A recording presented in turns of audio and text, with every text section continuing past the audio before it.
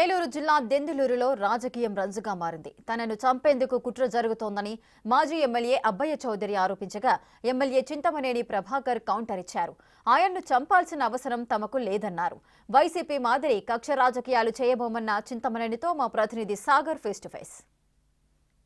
నన్ను చంపడానికి చూస్తున్నారు, నన్ను హతమార్చే కుట్ర జరుగుతుంది. దెందులూరు నియోజకవర్గంలో ప్రస్తుత ఎమ్మెల్యే కావాలని కొల్లేరు వాసులు రెచ్చగొడుతున్నారు అంటున్నాడు అబ్బాయి చౌదరి. ఆయన్ని చంపటం,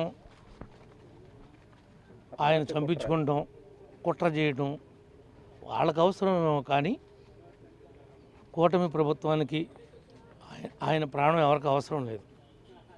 ఆయన 5 ఏళ్ళు ఈ నియోజకవర్గాన్ని సర్వనాశనం చేశాడు. చేసింది చాలు, నువ్వు ఇక సర్దుకోరా బాబు, London Babu, tata bye by అని చెప్పారు.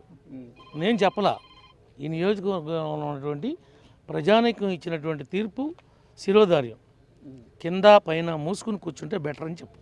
నిజ నిర్ధారణ కమిటీ వేద్దాం. టీడీపీ నుండి నేతలు రండి, వైసీపీ నుండి నేతలు. అది టీడీపీ అక్కర్లా, కూటమి అక్కర్లా, మీ మీడియా మిత్రులు చాలు, మీరే చాలు. నిర్ధారణ నిజంగా ఆయన ఈ నియోజకవర్గాన్ని బాగు చేశాడా, పాడు చేశాడా, ఎన్ని వందల కోట్ల రూపాయలు ఈ యొక్క అధికారాన్ని అడ్డం పెట్టుకుని జగన్మోహన్ రెడ్డిని అడ్డం పెట్టుకుని దోచేశాడో ఈ సమాధానం చెప్పమని అడుగుతున్నాను. నేనేమంటులా, మాకు నిజ నిర్ధారణలో ఆ కమిటీలు ఈ కమిటీలు అక్కర్లా, ఏం అక్కర్లా. మీ మీడియా మిత్రులే చాలు. మీ మీడియా మిత్రులే ఒక కమిటీగా ఏర్పడి ఆయన ఈ నియోజకవర్గానికి చేసిన మేలు అంతా.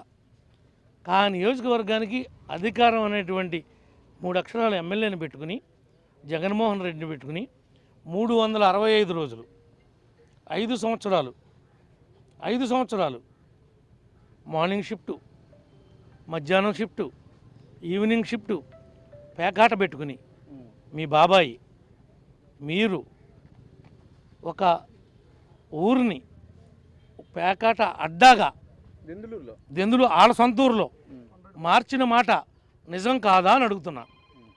ఒకసారి మా మంచిని సీను ఇక్కడే ఉన్నాడు. సీను, మా మంచిని సీను అని మా క్లస్టర్ ఇన్ఛార్జి కలెక్టర్ గారి దగ్గరికి వెళ్ళి ఇట్లా పేకాట్లు పెట్టి ఇన్ని కార్లు వస్తున్నాయి, ఇన్ని మోటార్ సైకిళ్ళు వస్తున్నాయి, ఇంతమంది అన్యాయంగా నష్టపోతున్నారని కలెక్టర్ గారు చెబితే కలెక్టర్ గారు ఎస్పీ గారికి చెప్పి పేకాట స్థావరాల మీదకి పోలీసులు వస్తే వాళ్ళ బాబు రాస్తారోకో చేశాడు. ఎమ్మెల్యే బాబు సిగ్గిడిసి మమ్మల్ని పేకాట ఆడుకోనిరా, ప్రభుత్వంలో మేము ఉంటే అని రోడ్డు మీద ధర్నా చేశాడు. ఇంతకంటే నిదర్శనం నేనేం చెప్పను మీకు. అదేవిధంగా శ్రీరామవరంలో, వేగివాడలో, పెరుగుగూడెంలో డే అండ్ నైట్ ఫ్లడ్ లైట్లు పెట్టి షిఫ్ట్లు వారీగా పేకాట ఒక పక్క, కోడిపందాలు ఒక పక్క నడిపించి మొత్తం డబ్బంతా కాజేసిన మాట నిజం కాదా? నిజం కాదని చెప్పమనండి. బహిరంగ చర్చకి నేను రావక్కర్లా, ఆ ఊర్లో ఉన్న నాయకులు చెప్తారు. ఇప్పుడు కేసు కట్టారు, కొన్ని వందల బళ్ళకు సీజ్ చేశారు, కార్లు సీజ్ చేశారు, అవన్నీ ప్రూఫ్స్ ఉన్నాయి. మేమేమి ఆరోపణ చేయట్లా. అంటే మీకు కోడిపందాలు తెలియదా అని మీరు నన్ను అడగచ్చు. నేను కోడిపందాలు వేస్తానని, నేను పుట్టిన కాడి నుంచి నాకు అది పిచ్చుందని ఈ రాష్ట్ర ప్రజలందరికీ తెలుసు.